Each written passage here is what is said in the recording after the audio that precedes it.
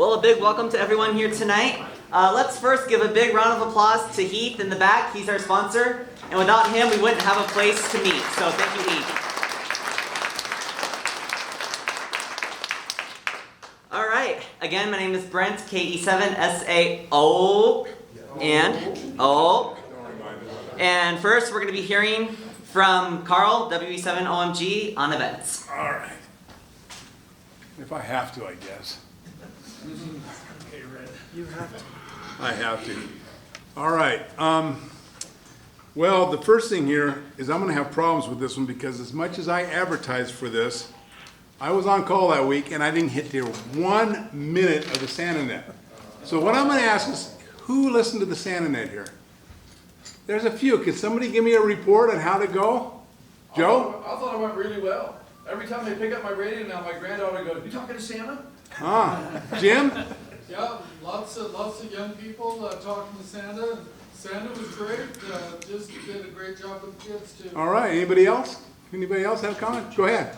Yeah, one little girl called on there and said I won $27. Ah, very good. I asked her why she wanted $27. She said, "I don't know, I just want $27." Well, I've been there at every other year that we've had it. I've been there for the entire 2 days, and I've had a lot of fun listening to it and stuff like that. I hope everybody enjoyed it. We'll probably do it again this year. I noticed that there's some other clubs that have been picking up on this event, and they've been doing their own events. If you noticed, I think I saw it in QST magazine or somewhere. Even with Davis County or somebody started doing it. Anyway, we'll be doing it again in the future. I volunteered for that time because they begged me to take that week on call, and I got called in just boom, boom, boom. I was in work all the time. So You know, if you just retired already. a couple of years. I'm only 68, 70. I'll retire. Anyway, so I appreciate the reports on that, and I know it's a lot of fun. I really did miss it. All right, the next thing here. What do I got here? The 7-6 barbecue. Okay, it's always this meeting, this time of year when we're able to announce this, because Lynn, K7LSH, I don't see him here tonight. He lives in Highland and he schedules this for us.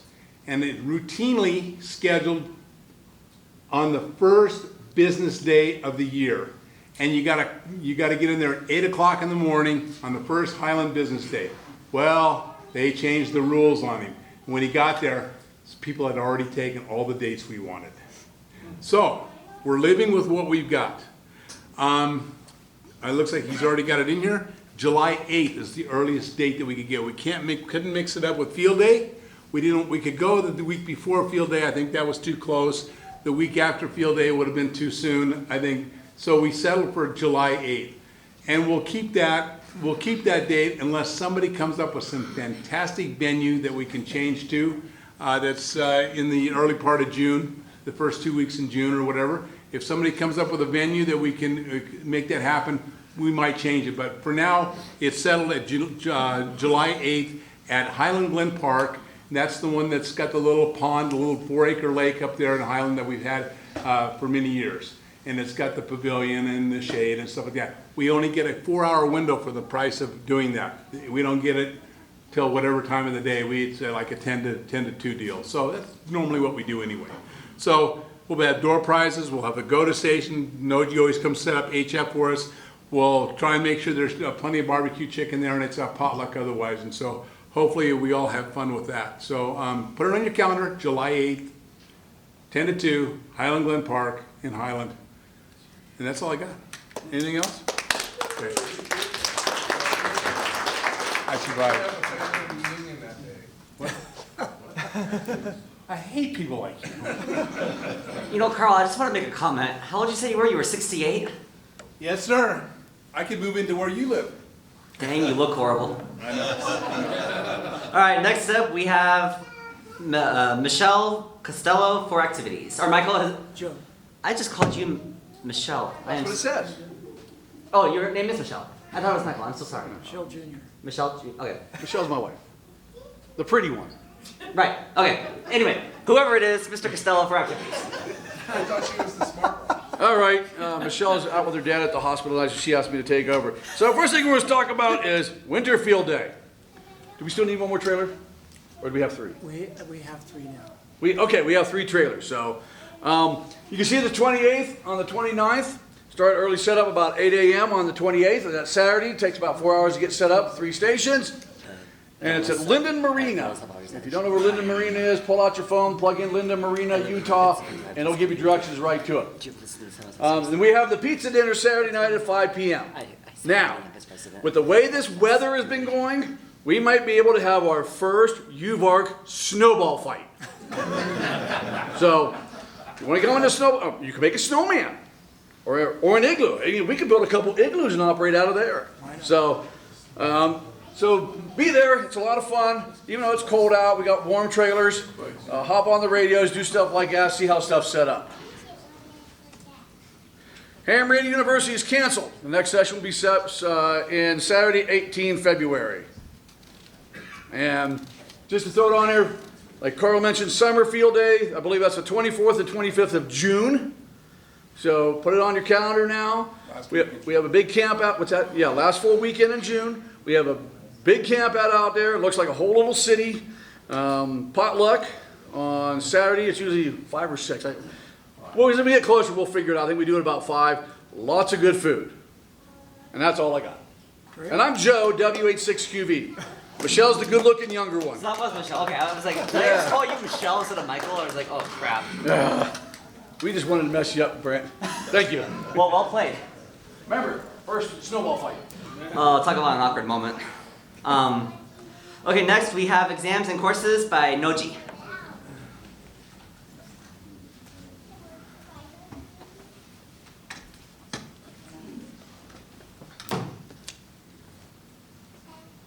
So I just want to mention that we have some ham radio exam sessions coming up. This is going to be a little awkward because we're not actually sure. So we have one scheduled for Wednesday, January 18th, another one Saturday, January 21st. The one on the 21st is up in the air, so you might want to keep close watch on the announcements, website, and so forth in case things change. But right now we're planning on it. I emailed Steve and I texted him a couple of days ago, and he says we're just not sure just yet about BYU's commitment on giving us those times. So we don't know for sure about Saturday. Wednesday, it's on. So if you want to upgrade your license, there you go. Those are the times you can do it in January, and this will be repeated in February. And then we have a technician course starting up on January 17th. So it's a couple Tuesdays from now. Those of you who know people who want to get their technician license can attend this course. It's 4 Tuesdays in a row over at it's right over here at the police station. So if you don't have an outstanding warrant for your arrest, you're welcome to come and sign up for that class. And it's a $10 class. We find that anytime we have one of these classes, we have about 3 or 4 who sign up for this class who already have their ticket, their license, and so you're welcome to come. And then you can help me demonstrate how ham radio works in front of everybody else. It's a lot of fun. So anyway, there you go. Next up, Chad.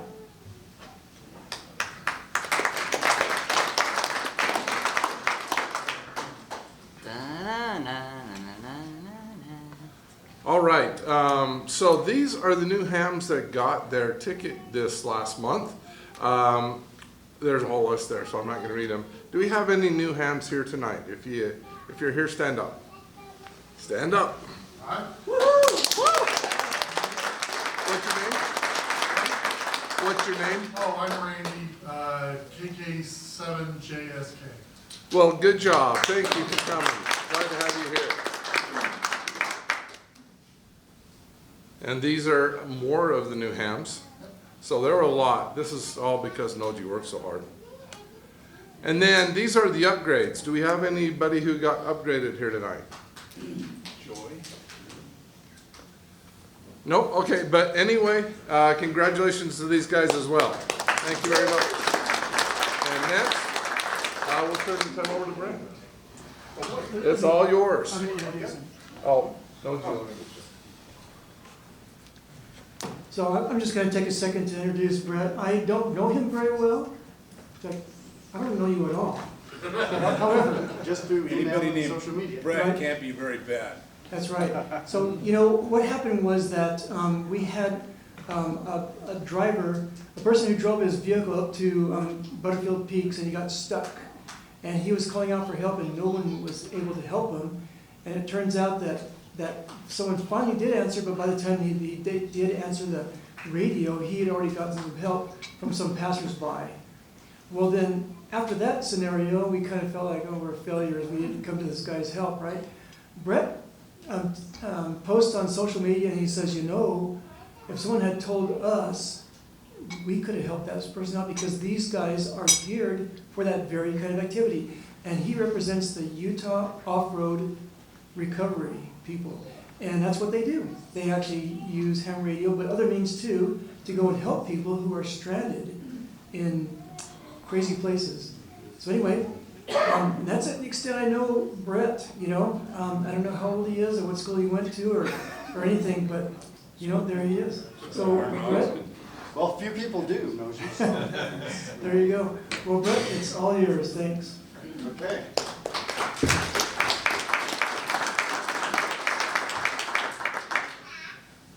Well, thank you all for, oh, I'm gonna, okay, perfect. Thank you all for having us here tonight. My name is, let's see, we need to probably hook mine up. So I will do that. Yes, I think during that conversation, Kurt Williams posted into the conversation Well, that's and right. That's right. recommended the group, and Exit their side and then go back in. Is Dempsey part of that group? yes, sir. Yeah, he's part of this group, but he's always working. Yeah, he gets like Thursdays and Sundays off. Yeah, I know. Right, so it kind of makes it I bought hard. like 8 cars from him, I know. So, I think I bought 7 Yeah. cars from I Dempsey. bought 3 cars in one day from him. He goes, you guys hold the record. Right on, yeah. I'm not gonna do that. I'll be looking for a new house and a new job and everything else if I do that. So my name is Brett Davis, KJ7Y. I'm the president of the Utah Off-Road, too many things, Utah Off-Road Recovery Team. Chris Pearson is probably parking right now, and he is our he's one of the VPs, Secretary Treasurer officially, and he's over our dispatch. And so he'll be here in a moment. Let's see if this is, maybe I need to have a mouse. Okay. So the purpose of our group is to assist others who have gotten stuck in the backcountry and aren't able to self-rescue. Who here has been stuck in the backcountry? Just like mud, snow, sand, you know, I can raise like every appendage, yeah. So, you know, that's, what do they say? You get experience from making bad decisions, and then you don't make bad decisions because of your experience or something like that. So we do continuous training. We update our first aid every year. We work on our off-road skills, and we do what we do free of charge. We're all volunteers in the group, and we do it to have fun. So we try not to compete with, I have a clicker if you want. yeah, Hang on. There you go. yeah, I think if I just tap this, or maybe the, Arrow keys. let's see if, oh, hey, that'll do it too. That's an easy way to do it. I don't do a lot of PowerPoint presentations, but now I have to go back. Just hit left. There we are. There you Okay, so we were created in March of 2016 out of kind of an organic movement on Facebook where there's a lot of Facebook 4x4 groups. And folks get stuck and, hey, I'm stuck on West Mountain, you know, and then a bunch of people say, okay, I'll come help you out. And sometimes 10 people show up and sometimes no people show up, and 2 hours later that same person is like, is someone gonna help me? And so 2 or 3 different groups like ours were created. We identified some of these issues, and then we kind of fine-tuned our group to be a little bit more like search and rescue, where we have a separate page for requests, and then we have a dispatch system and specific people that can go. Because the last thing you want is the rescuers getting stuck while rescuing the people that are stuck. And that happened enough that it became kind of an issue. And can you guys hear me well enough? Or, okay, all right. I tend to have a loud voice. Everyone in the office tells me that, so I don't often use the mic. But, and so we're kind of the search and rescue for vehicles. We don't pretend to be search and rescue for people. We've helped out in extracting vehicles after the fact, but we don't want to take on any of those roles. And then originally, we started out as one of these free-for-all groups. We had over 300 members, and once we saw some of the chaos and then wanted to have the people in the group be serious about it, we brought in some additional requirements, one of which was to have your ham radio license.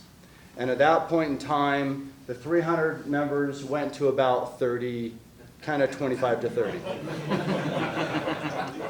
You know, and we caught some heat for that, but it was a good move.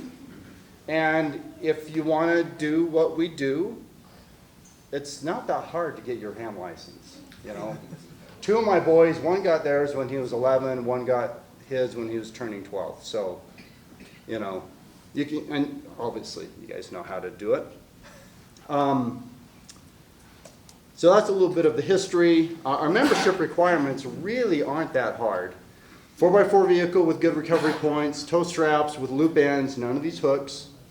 Oil spill kit, first aid kit, 72-hour go bag, basic first aid, FEMA, ICS 100 and 200, and the reason we put that, that's another one that people yell at us about, but we put that in just because we tend to work with some government agencies, Forest Service, police.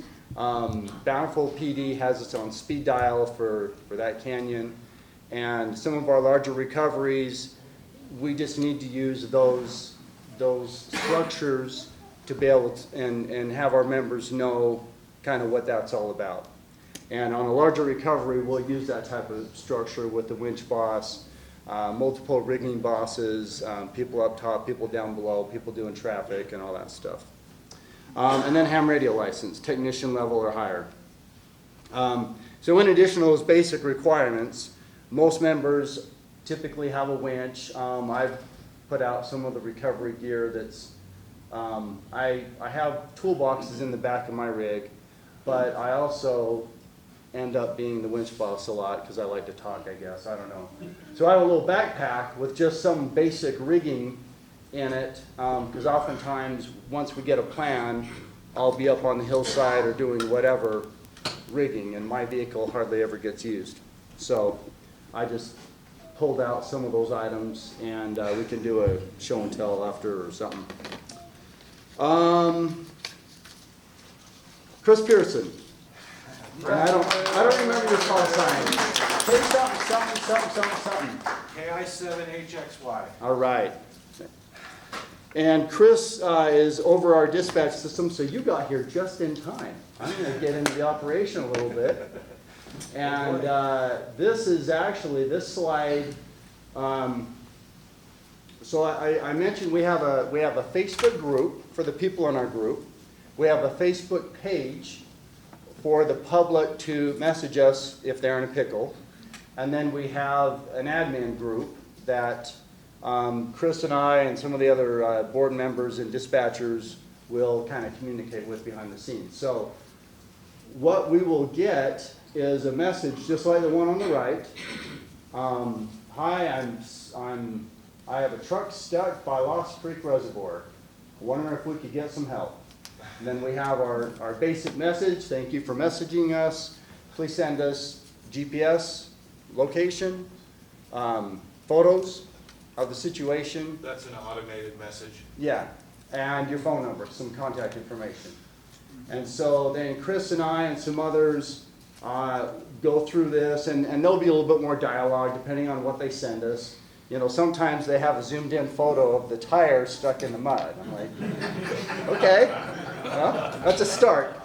You know, can you step back about 50 feet and kind of let us understand what's happening there? Are you on a ledge road? Are you out in the middle of the lake? You know, what's going on with that? And so we'll go through it. All of those have been scenarios we've been to. Yes. Yeah, some of these we've learned from example. For example, if you call us and you are in a Ford Super Duty, and I've had two. I had an Excursion. I currently have a pickup. We ask you, please check to see if your hubs are manually turned in. I don't care. If they're in the auto position, I want you to turn it to lock. Just the other day. 5 out of 6 now have had that issue. Out of 6 Super Duties that we've responded to over the last few years, 5 had their hubs not turned in. So that's part of our SOP, actually. Do we have the right information? Is the vehicle located off-road and not somewhere that a wrecker can respond to? We do not want to compete with tow truck, wrecker companies, commercial companies like that. We get a lot of calls and referrals from those companies for places they choose not to go, whether they can't go or they just don't want the hassle or whatever. And so we don't want to compete with them. If it's off a paved road, even like a forest, AF Canyon or something like that, tow truck can get there, your buddy can get there, you know, you guys will be all right. Is recovery safe, legal, and in the best interest of our group? Is it on private property? How many no trespassing signs did you pass on your way in? This mud pit, you know, that's not really a mud pit. And so that's stuff, once we get the GPS location, we'll pull it up in Guy or Onyx or one of these apps and just make sure that it's a good place for us to go. And if it's not, we'll contact the land manager. We've got a good relationship with Forest Service, BLM. Like I said, Downville PD has 2 of our members on speed dial because they don't want to message the group. And so One of our members' wives works in dispatch. Oh, that's cool. In Davis County.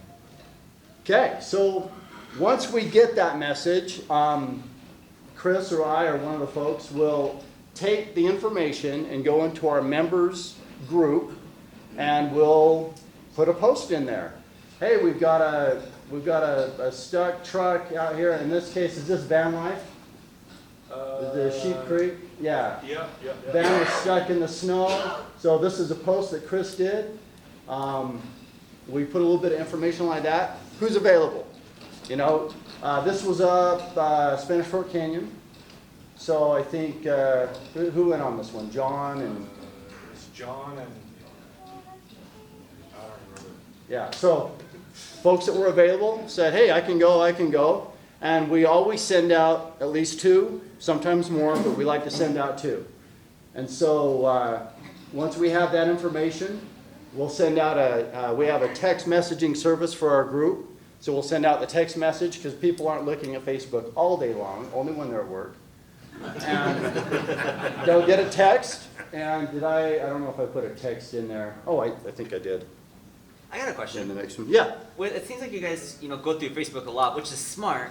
But my question is where does the ham radio come into play at this? Or was that just for more membership control, more than actually using the radio? We use the radio every single recovery. It's a requirement for our group, and we have to be able to talk between vehicles. There's been a few times where we've hit a repeater and been able to get people more help because we were able to get them in a spot where they had no phone signal. Mostly it's vehicle-to-vehicle communication. Okay. And we can get into a couple of those stories, but we use it. It's coming. The answer to your question is coming. Okay. But we do use ham radio. We did have one that went out on the Sinbad. I think the guy at 9 Mile hit us on the Sinbad, or hit someone who got a hold of us on the Sinbad. Yeah, there was no actual communication with that person that was stuck. Yeah. We couldn't get him on the radio, but Mark went out there anyways. Yeah, found out where he was, and then I think I went on that one with Mark and Todd. So we dispatch it to the team, folks come in, and then, that was such a good question. How? Okay. I'm so sorry. No, you're good. I mean, that was anticipation. That means I put this slide in the right spot. Awesome. I was building up to that, Glad I right? can verify your decision. So, like Chris said, we use it on the trail during recovery. We use it, during the recovery, a small recovery, you're usually within shouting distance, but sometimes we're several hundred feet away from the winching vehicle to the vehicle that's getting recovered. And that's a long ways to holler. Sometimes it's down a hill, up a mountainside. 300 feet down the hill. Yep. Lots of those up at the B. I think we had the one where Vernon and Todd used APRS up north to ask for more help, Yep. if I'm not mistaken. So a lot of the guys have APRS. I just barely for Christmas got a radio that can do APRS, but I haven't installed it yet. I'm kind of learning about that. I'm kind of a newbie there, but the photo on the bottom is my rig is my 8900 in my Gladiator, and then the top photo is several people have this radio, and that's the one I just bought. But it's we use handhelds and mobile radios on every recovery. Did I walk right over your dispatching yakety yak? I don't know. Okay, I'm sorry. I kind of did. Equipment. Most folks have, like I said, winch. Do you write your bag? I did.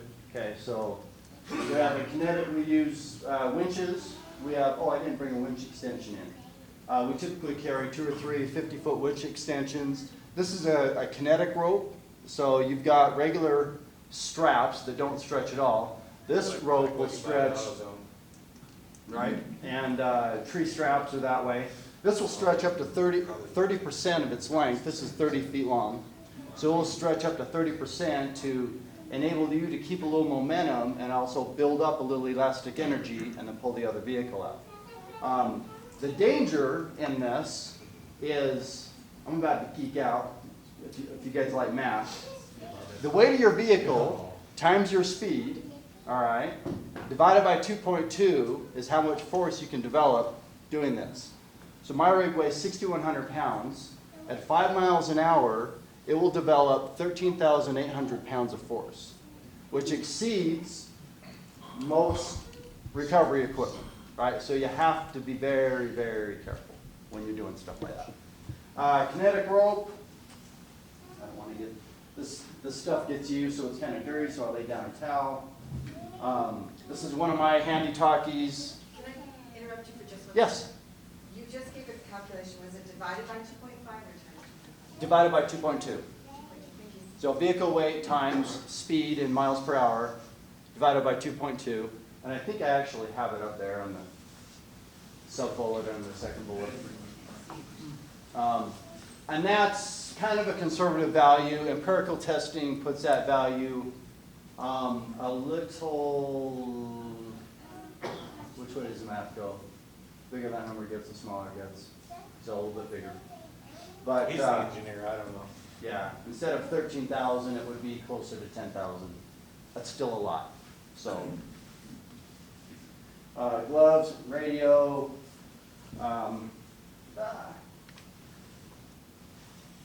endless loop. We use these to connect to different attachment points on vehicles so that you're not ripping the one attachment point out of the frame. So that's an 8-foot endless loop. We have different lengths. Screw pin bow shackle. And then our training, what do you call Joel, our training director? Sure. Hates these soft shackles, but they have their place and they're pretty handy. And make sure that they're not going to get cut. This is what you put in your receiver so that you never, ever put a strap on a trailer hitch ball. That will become a projectile. Use something like this instead. with a screw-pin bow shackle. So generally, we're dealing with people that are in the off-road community. I know a lot of you guys probably aren't, but this is how we would hook up to your car that doesn't have all the off-road community. These are designed to hook into the factory mandated, like by federal government, points of the car, and then we can hook onto somebody that doesn't have somewhere to hook a bow shackle. Yep. Thanks for bringing that in. I didn't want to grab mine at the back. So, but I used that. We did. We use them all the time. Yeah. The Dodge that I pull out of the ravine here in a minute, you'll see that. And then a snatch block, pulley block to double your line.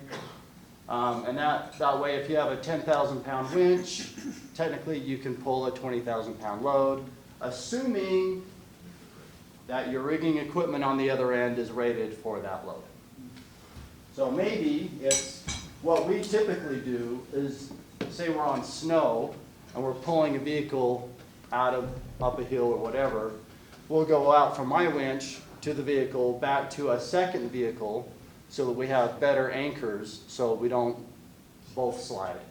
Or, well, sometimes we still do both And slide. then you start tying vehicles to vehicles Yeah. and You don't It's drop real any fun. circus stakes or anything in to We anchor have. yourself? Yes, sir. I'm assuming that since you guys are a volunteer organization, that you buy all of your equipment yourself? Yes, sir. Okay. Yep. Yep.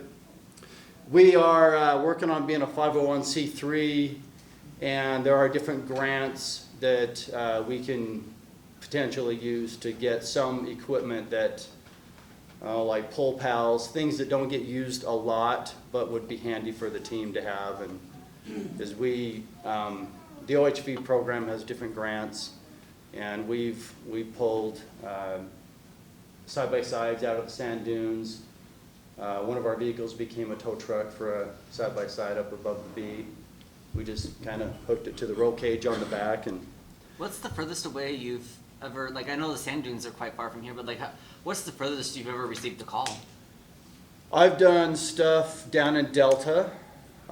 We've done stuff out of Manila.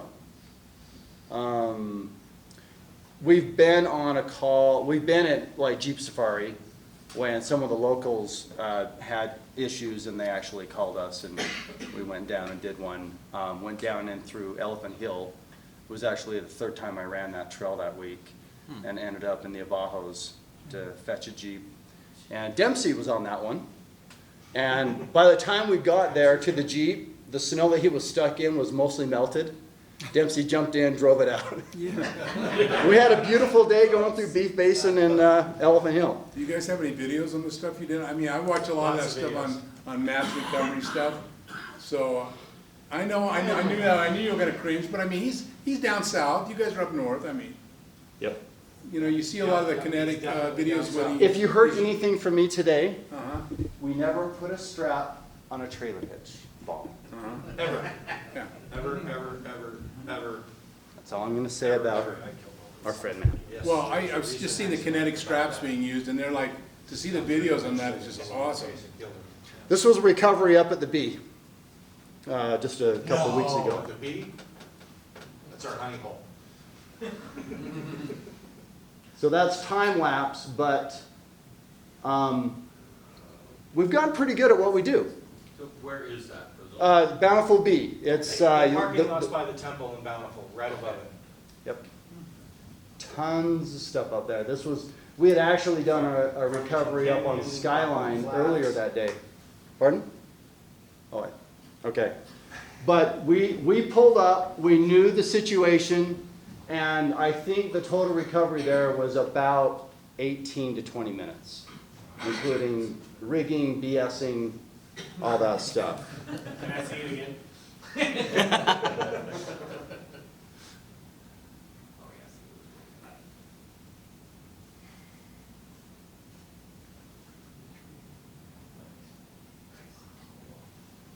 Isn't that fun? We love this stuff. Sometimes, thank you. folks get stuck and we get them out, and it's like, can we give you some money to go get stuck again? It's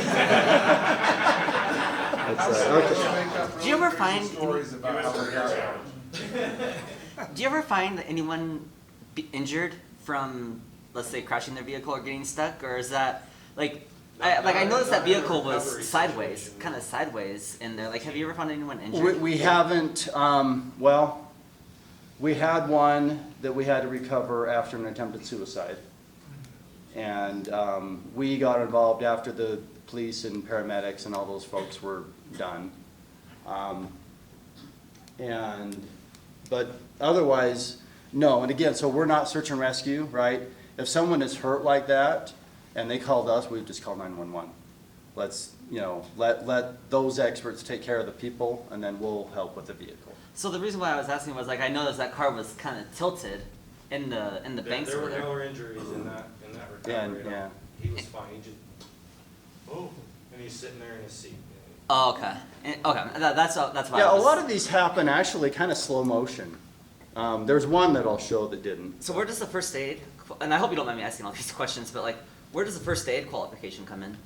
If he cuts his hand again. No, I'm Wasn't it you? no, but honestly, if we're out on something like that and someone There's a cuts their story. hand or whatever, and I haven't had to do first aid on anyone yet. I have We try to be safe.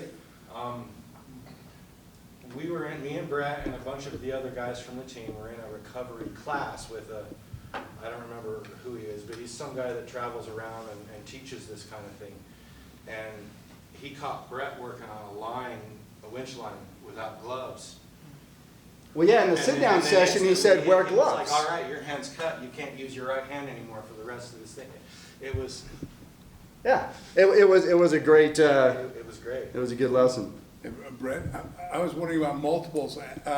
Have you had people try to get other people out and then have both of them get stuck and have it? We love those, I am. like almost more than Tell me your anything else. Twofers are the Twofers and best. threefers. Yeah. Yeah, and I don't know if I have any twofer or threefer photos in here, but We had one real recently where there were 4 different vehicles stuck up above the,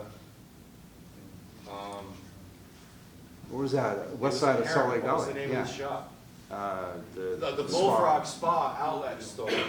They were in the Salt Lake County, like, incorporated land above there, and they all got stuck at the same time. Some of them were coming to help the other guys get out.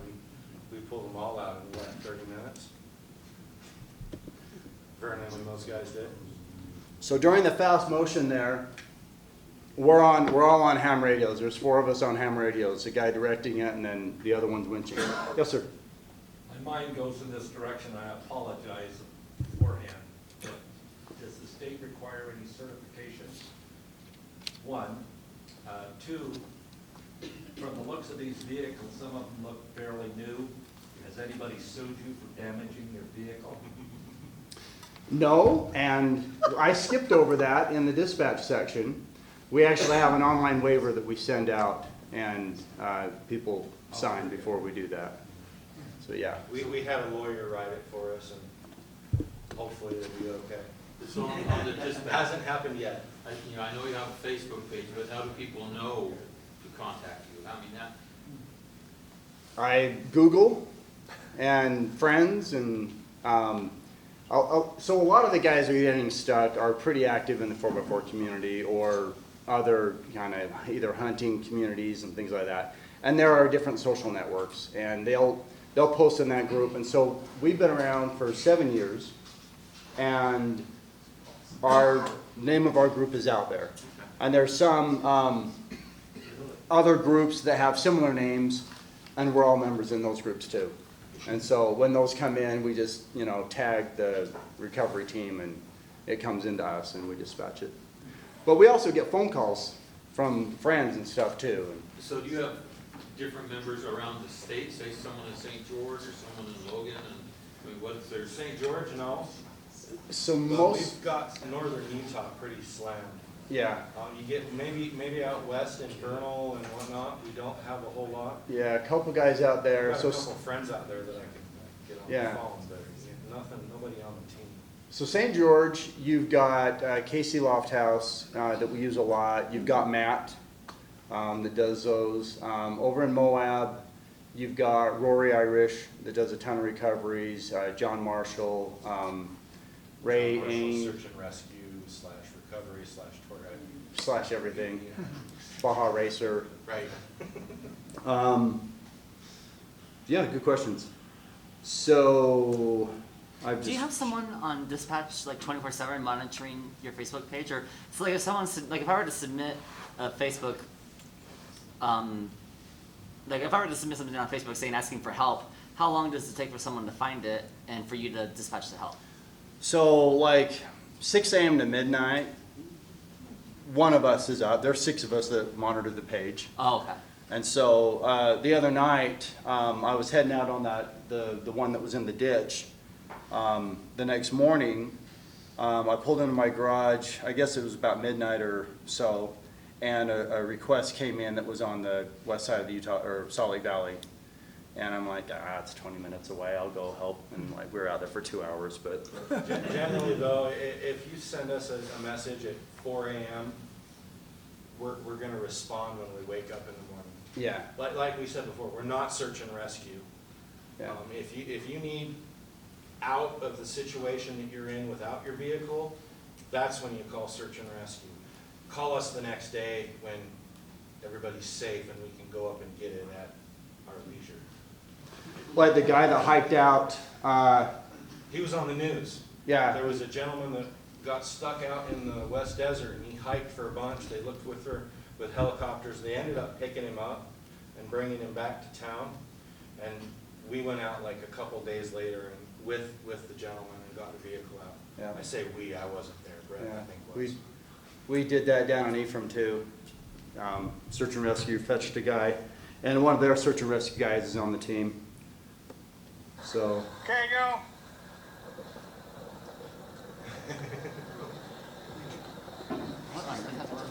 So this guy ripped off the A-arm off his Tacoma, and we went up there with this little kind of sled device.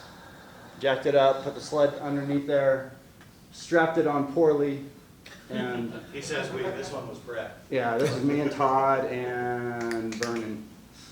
And while we were hooking him up, another guy came up and got stuck, and so we turned him around and got him out of there. But, so we're... There you go. Okay, I've done that already. This is one that Chris was on. Ah, yeah. That was your Xterra with It was Diego really and slippery, Thomas.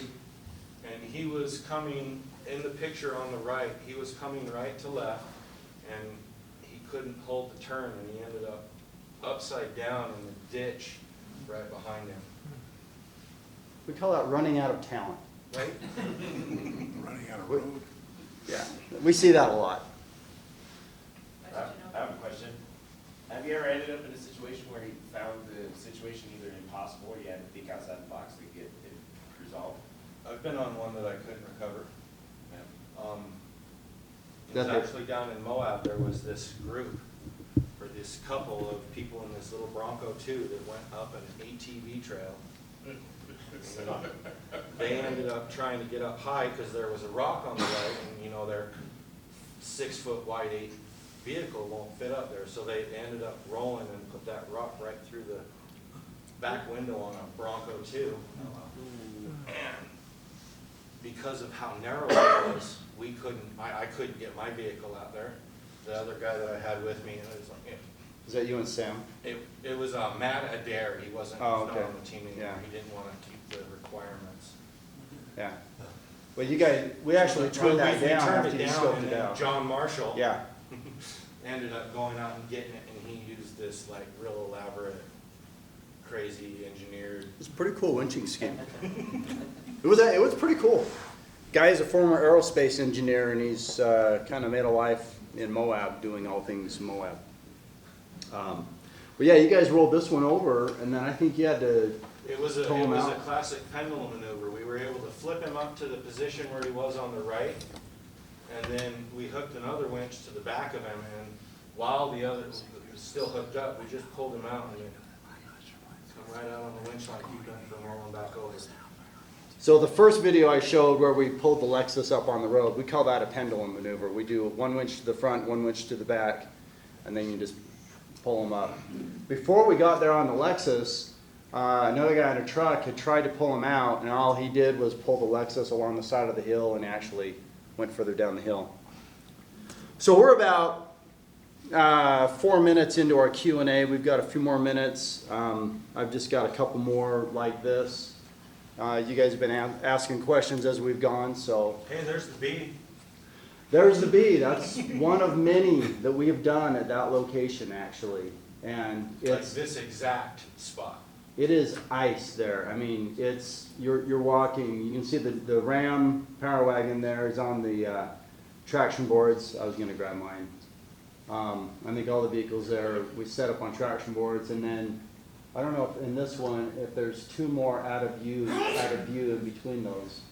That once we get the vehicle up, then they winch the vehicle all the way to them. So do you have all three winches working at the same time? We Four probably, right there, actually. yeah, I'm we, pretty sure there's you can hardly see Alex's Scout, which is the little vehicle with the white top between the two big trucks that you can see. And I think there's another one next to in between him and the truck in the front. So I would guess that we've got a winch going down and then back to the other vehicle is just an anchor. Sometime we'll have 4 winches going, sometimes we'll just run a 2-part line. So those traction pads have teeth in them on that ice? Yeah, yeah, they have teeth on the bottom and the top. And are you pulling the car over the hill? That orange looking thing, I thought I saw before. those are the Top of traction that, so boards it's also, all in the dirt. but we put them underneath the winch line so that they don't ruin, they're a synthetic winch line nowadays, like the straps he's using right here and the ones that Joel says we don't like. They're made out of just polyester and whatnot, so they're really quite fragile. So we run them over the traction board. It's just a piece of plastic and it flexes along the hill, and we were able to slide the winch line across that. It doesn't burn out and cut the winch line. That's what those are doing in the front. Imagine you use ham radio to coordinate winching at the same time too, don't you? Oh, yeah, There was absolutely. a guy at the bottom That's of what's the hill. going on. Yeah, so everyone has a mobile unit in their truck.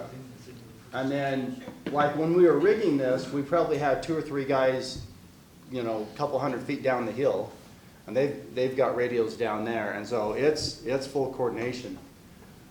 Recently, we were on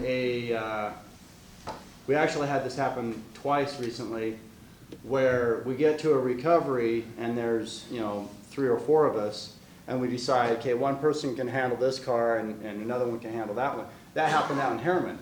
Yep, the bullfrog. And Bullfrog. so we're on the radio, and we use, as a group, we use 146540. But these guys are talking to, you know, this guy winching and the guy directing traffic. Okay, you know, bring it in a little bit.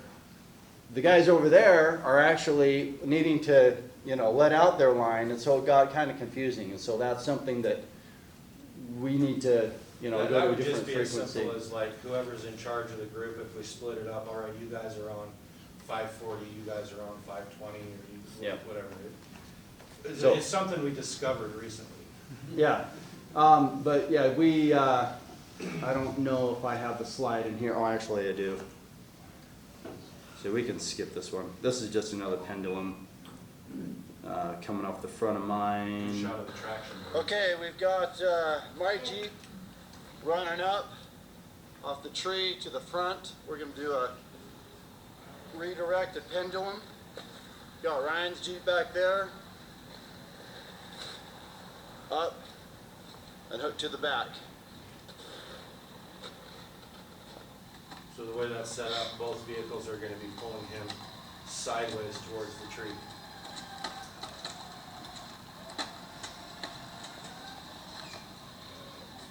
Keep pulling, Ryan.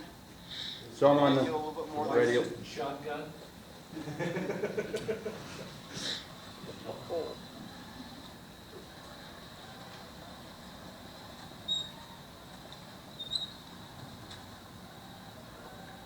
Done.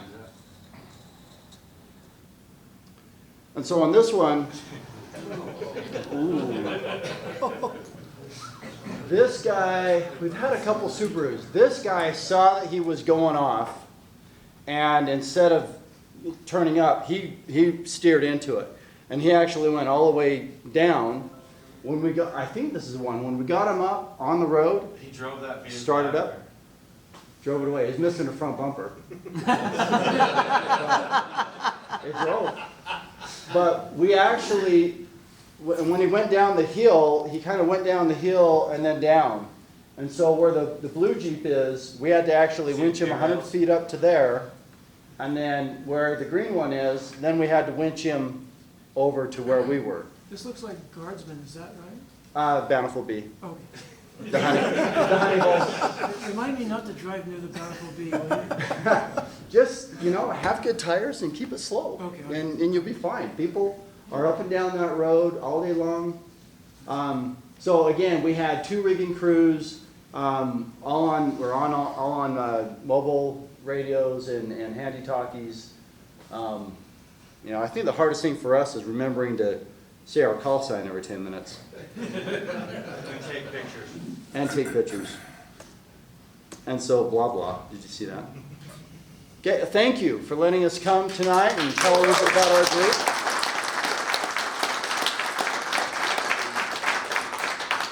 Any other questions? And 10 minutes. What would you say your typical investment is to do this? Oh, is my wife here? Sounds like ham radio. She looks a little bit like you, so I was a little nervous there. Yeah. I have a question though, so how do you prevent? I'll come back. How do you prevent your vehicles from getting pulled in? I mean, the force is gonna be equal, right? So how do you stabilize? Traction boards. Trees. Right off to the tree behind you. Yep, sometimes that's why we'll have 2 or 3 A couple more vehicles. vehicles. Yeah, that's a very real concern, and it's something we have to deal with every time. Okay. On the traction boards, there's quite a lot of those for sale out there, and there's a lot of name brands, a lot of off brands, there's some that fold up, and they say they're the thing, there's others that are always the long solids, now you can find some that are the short boards versus the long boards. What are you using since you're using these all the time? Well, you get what you pay for. Don't buy plastic. Well, they're all plastic. Oh, out there. Just don't buy a cheap plastic. Yeah. So, I actually don't own traction boards. I count on everybody else to bring them. there you go. I waited a long, long time before I bought them. I don't need those. It's the Toyota guys. Yeah, and I keep mine hidden, actually, when I'm driving around. They like to put them on the back of the tire or the roof or you. Yeah, show them off. We have never had a set of the Max Tracks break, crack, anything like that. We have had some of the other ones crack and break. One of the F-350s without their hubs locked broke a set of our training guy. Maybe he got Max Tracks now. I don't know. I don't know what he has. Who? I don't remember. This was up the B when Joel went up with Bountiful PD. Put out the truck. I got up there. Truck got stuck again. PD got struck again. Joel went to pull out the PD. Joel got stuck. I pulled Joel out. I pulled the other guy out. I pulled the cop out. Then we went down. I never got stuck. But I've been stuck many other times. Only a few recoveries. Thousands. Just, winch. Outside of your vehicle. Yes. The vehicle is just kind of a given. Yeah, so whatever your vehicle like is, That kinetic strap right there is probably $400. Oh, it's not. It's half that. Half that? Yeah. You didn't buy one from Jim then, did you? No, I had a couple expensive ones from Jim. They're 150, 200.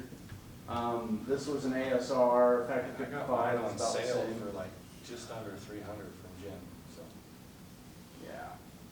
These The bigger they are, are the more 50 expensive. bucks from Jim.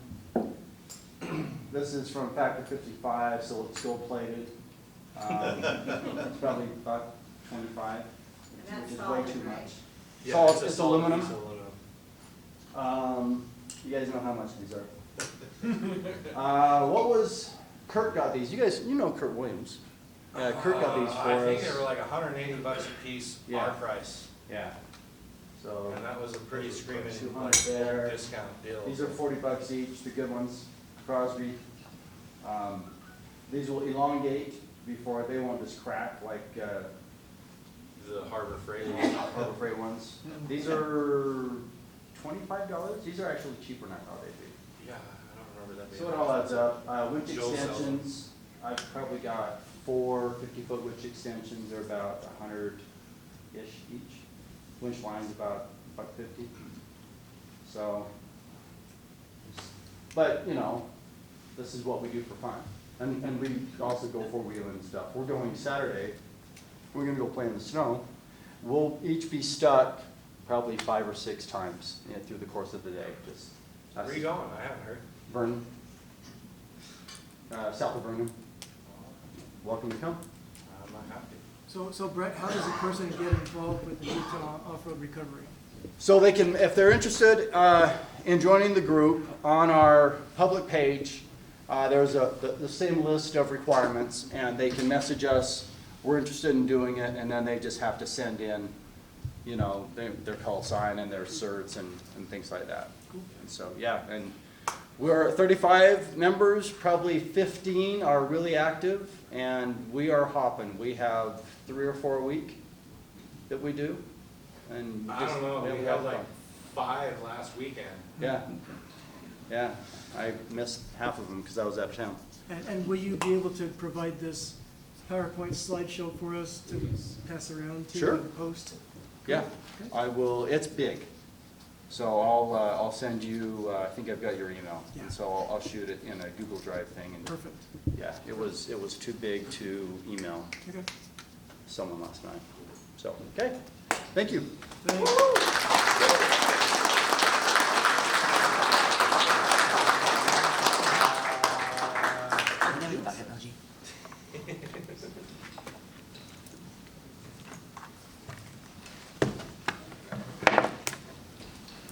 Still my drink from you. Sorry about that. All right, Brett, thank you so much for that. That was awesome. Thank you. Okay, now we're on to everyone's favorite part, the door prizes. Is there anyone else that has not received a ticket? Just a quick raise of hands if there's anyone else that did not receive a ticket. That's 1, 2. Anyone else?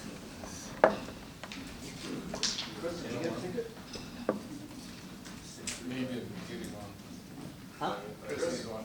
Oh, Chrissy's one? Okay. And then. Brent, come watch this.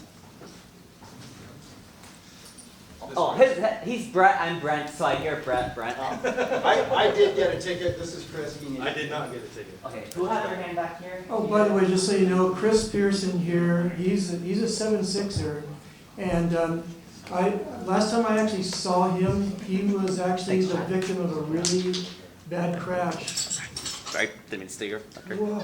Sorry. On Highway 6 in the Spanish Fort Canyon. No, it was in front of Camp Williams. Oh, was it in front of Camp Williams, was it? Redwood Road. Yeah, he was in a Jeep accident, and he was on our prayers for quite a while. It was a touch and go, I thought. At least it sounded really bad. He made it sound so bad that. Anyway, I thought you were like this mangled and everything. Your head got severed or whatever. I was going south or north on Redwood Road in front of Camp Williams, about 150 yards before the gate into Camp Williams, and a young man, 22 years old, fell asleep and come across and hit me head on. Oh. Yeah, I remember. I'm in a lifted Jeep, and he went underneath me, and my front bumper went through his windshield, and he's no longer with us. But I had some minor, like, fractures in my back and a couple broken ribs, but really concussion. I hit my head, but I wasn't ever like gonna die.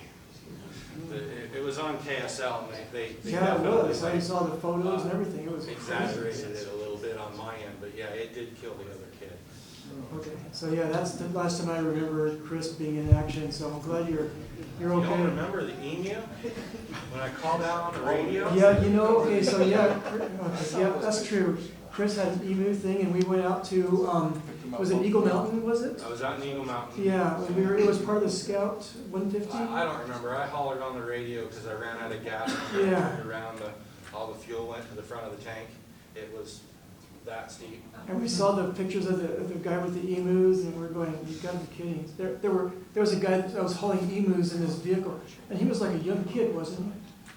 I don't remember. No, it was the one I was dealt with was there's an animal rescue out in Eagle Mountain. That's what it was, yeah. The other emu, two of them escaped, one of them died, and then we found the other one on the side of the mountain.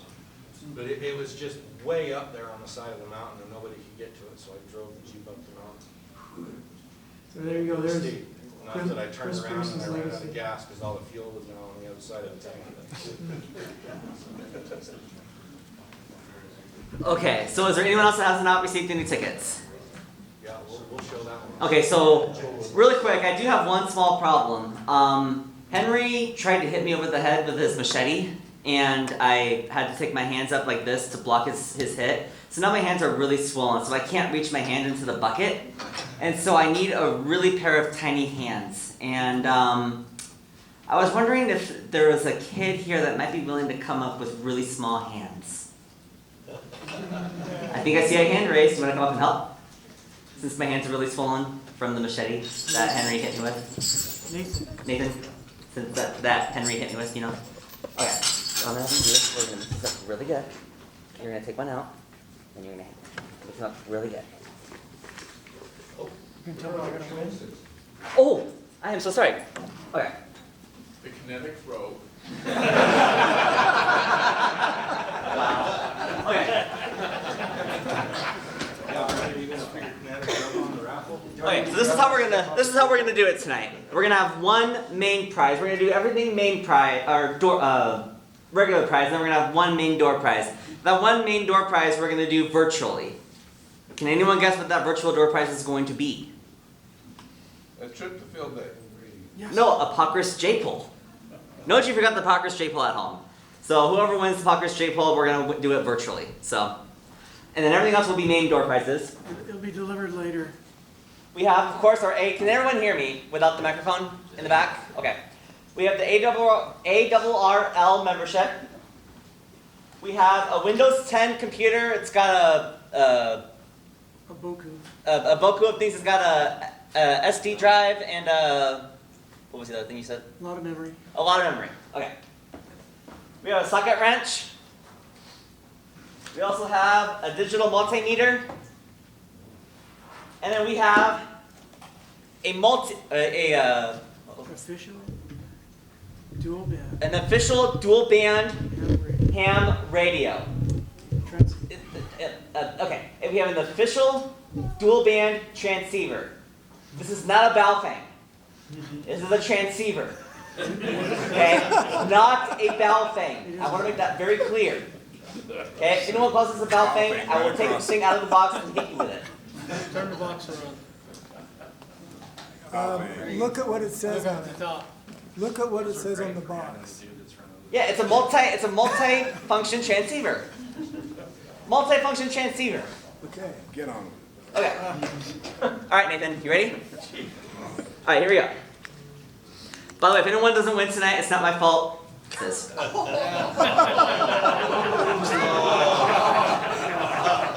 Kick him in the shin. Ow, Nathan, your mom's right there. 906. And that person gets a choice of what? Okay. Yep, come on up. 906. And you get a choice You don't want to talk to that? of these prizes here.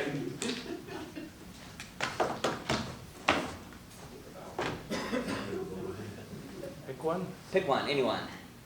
Except for that. No. You can take it. Go ahead, take it. And this is a boy named Sue. This is the Windows 10 computer. Okay. Thank you. Awesome, thank you. Where's your ticket?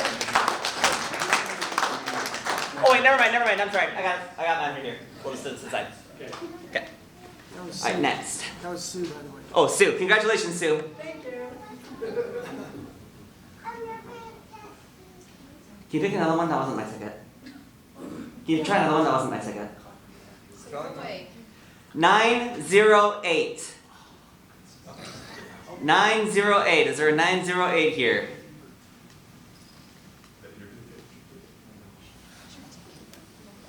Harry, that's not you, that would have been about right. No. That's not your ticket, is it? He didn't give me a ticket, he walked off. Oh, that's right. Going once, going twice. Okay, Mom. Try another one.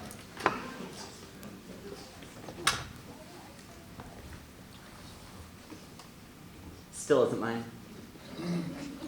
On purpose. Good job. 930. 93. Congratulations.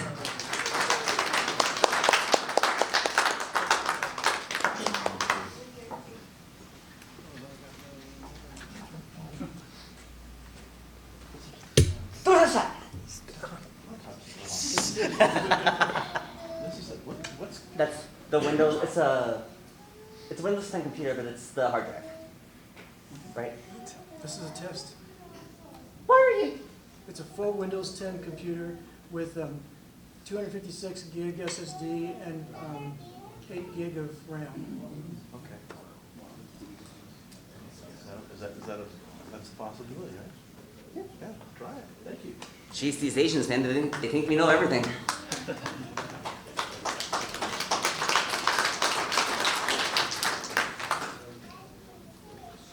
Okay, I want another kid up here. I'm sorry. 899. Oh, you owe him a hamburger. 899. 8675309. No, 899. Right there. Congratulations. All right, we got the socket wrench. Which one? Radio. He says the radio. So you gotta have the multi transceiver, the socket wrench, or the ARRL. Sounds good. All right. Top of the line radio right there. There you go. Hey. The best China has to offer. That's not saying much, but okay.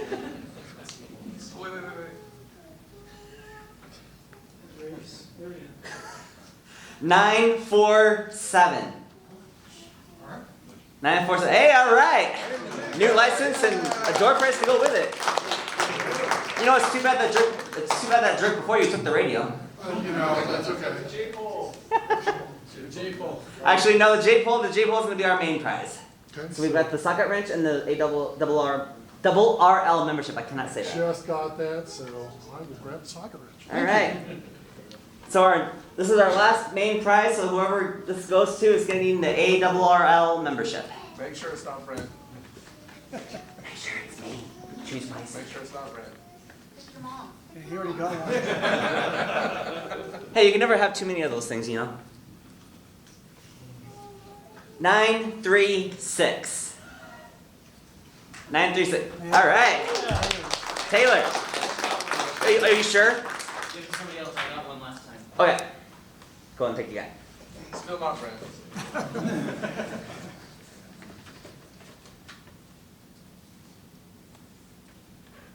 Hey, all right. See, I knew you coming, Emily. He actually picked me. I'm just kidding. I don't believe it. 949. Congratulations.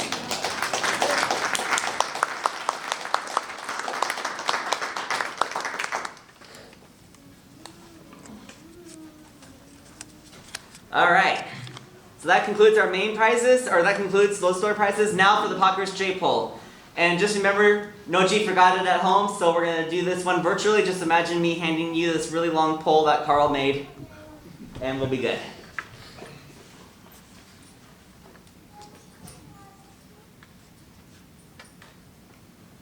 $919. Oh. That's not you, is it? That's me, but I have a J-pole, so. All right. Would you like us to pick someone else? Yes. Okay, pick someone else. And you can't have enough of those. Right? Yeah. I'm answering Carl. Oh. 916. I already got one too. Okay, pick someone else. I'll redonate. Regive.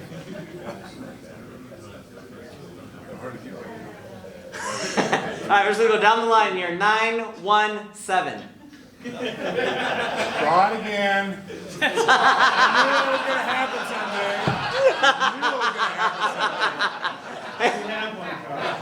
Hey, it's not me picking these tickets, it's him. I've only built over 10,000 of them, so. Do you have anything else better to do with your time, or?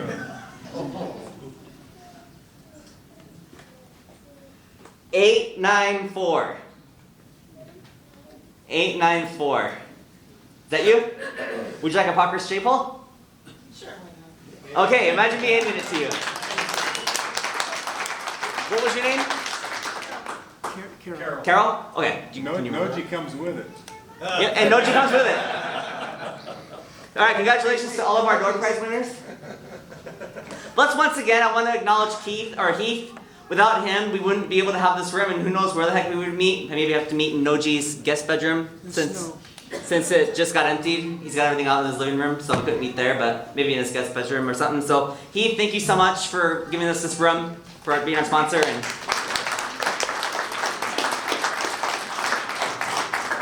thank you everyone for coming out. And we're gonna go in QSY to Apollo Burger, and we'll see you next month. See you at field day. Oh, see you at field day, I mean. No bullfight.